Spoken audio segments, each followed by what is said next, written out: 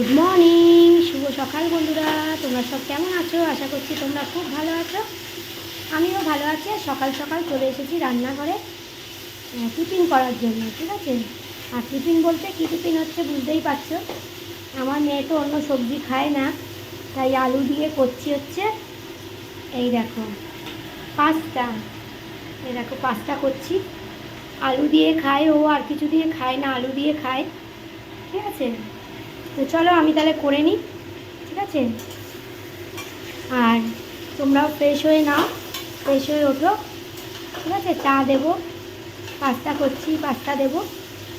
আর তোমাদের কাদের কি সকালবেলা টিফিন হলো অবশ্যই কিন্তু কমেন্ট করে জানিও, ঠিক আছে, যে তোমাদেরও কি টিফিন হলো, ঠিক আছে।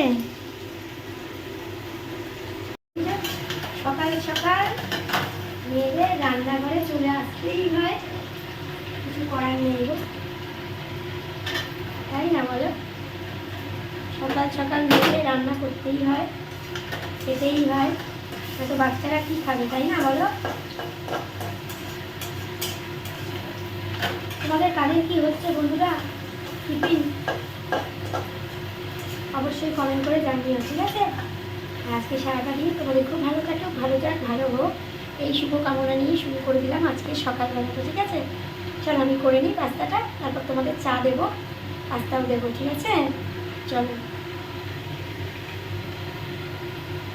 এই যে পাস্তা হয়ে গেল আমার, এই যে দেখতেই পাচ্ছ পাস্তা নিয়ে এসেছি, পাস্তা হয়ে গেল। আর কি সুন্দর হয়েছে দেখো, দেখো কারা কারা খাবে চলে এসো। আর এই যে আমি নিয়ে নিয়েছি দেখো, আর মেয়েকে দিয়ে দিয়েছি, না তুমি খাও। আর আমার চাটা হচ্ছে, বুঝেছো, চা এসে গেছে, এই যে চা।